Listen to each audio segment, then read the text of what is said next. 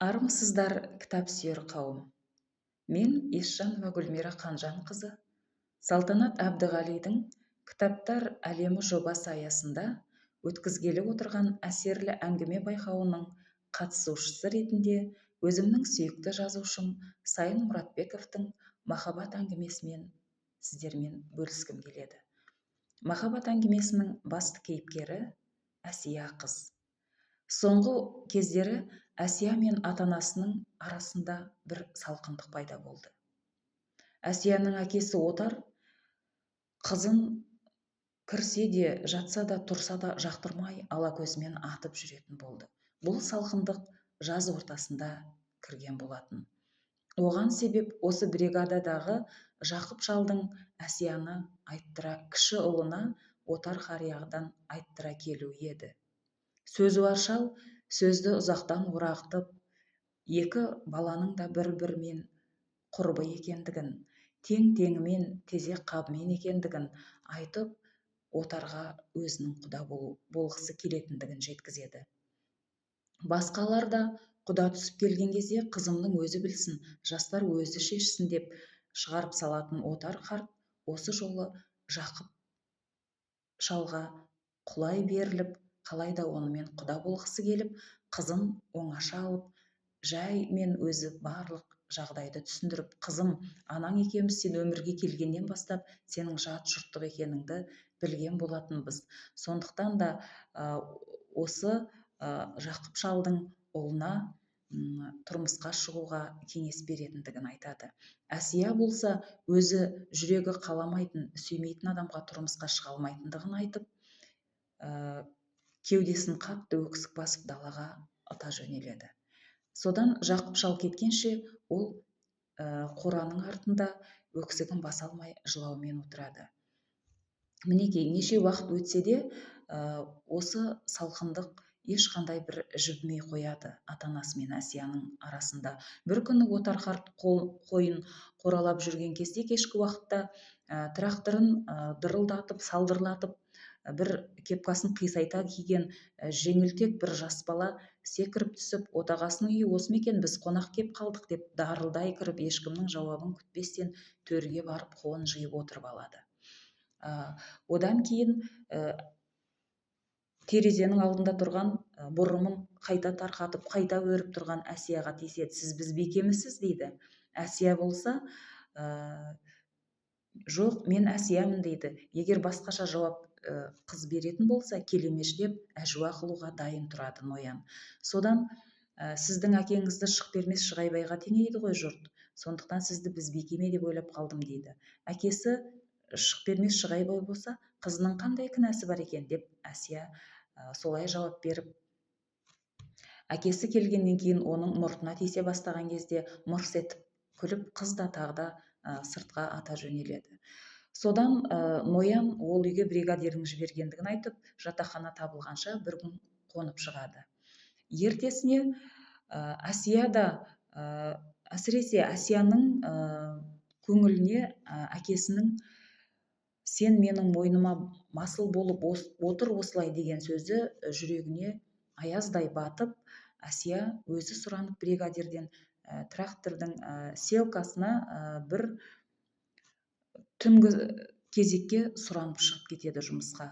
Ол сілесі қатып, үсті басы шаң-шаң болып түнгі кезекке шығып, күндіз таң ата келеді. Әкесі екеуі мүлдем көріспейтіндей жағдайға жетеді. Күндіз болса ұйқысын қандырып, кешке жақын сүйретіліп, тағы да тым көңілсіз жабырқап жүреді. Содан бір күні Отар қарт малдан келсе, рәш жылап, көзі бұлаудай боп отағасын қарсы алады. Сен неге жылап жүрсің десе, қызың анау кетем деп жатыр дейді. Қайда кетеді десе, білмеймін, қайда кететінін айтқан жоқ, бірақ шабаданына киімдерінің барлығын салып дайындап қойды дейді. Содан кең жаңағы егістік алқабында жаңбыр жауып жатқаннан кейін Отар қарт өзінің үстіне бір кенеп плашты киеді де, қолына Әсияға тағы бір плашты іле салып, егістікке қарай, тракторлерге қарай жүре бастайды.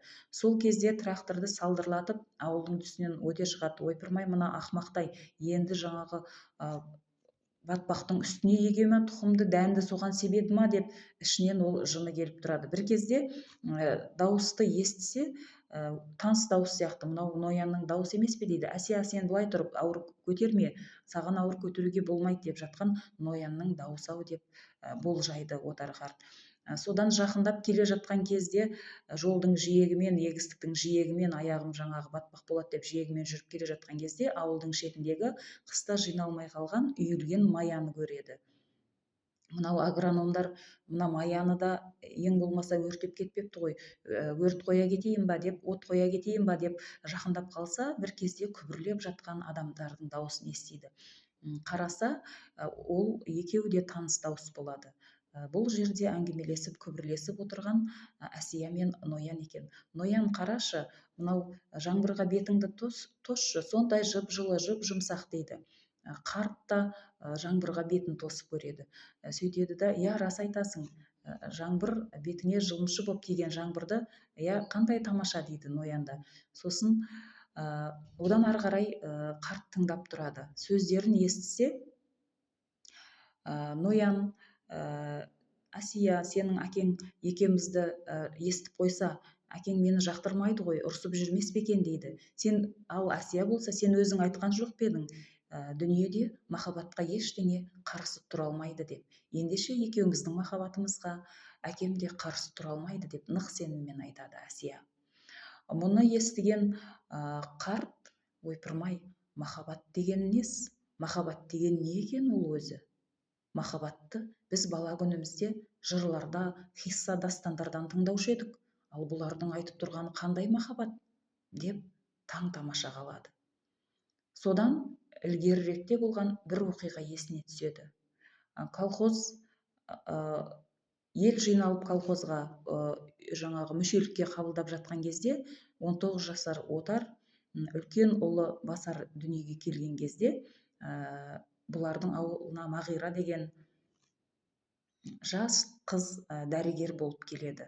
Бұл салқын су ішіп тамағын салқындатып алған отар да солған барып көрінеді. Сол кезде темір қасықтың сабымен тілін басып қана емдеген тамағын көрген отардың талдырмаш қана сұлу ғана қыздың жұмсақ алақанының лебінен ақ бұның тамағы жазылып кеткендей болады. Содан тамағын сылтауратып сол қызға қайта-қайта барып жүреді. Бір күні оны сезген дәрігер, құрбым, сіз семьялы адамсыз, бұлай істегеніңіз ұят болады деп қатқыл сөзбен бұны тыйып тастайды. Содан бері қарай қаншама жылдар өтсе де, отардың жүрегінде осы оқиға ойына орала береді. Бәлкім махаббат деген осы ма екен деп ойлайды қарт. Аспанға, жаңбырға қарап тұрып, махаббат, ол махаббат деп ойын аяқтайды.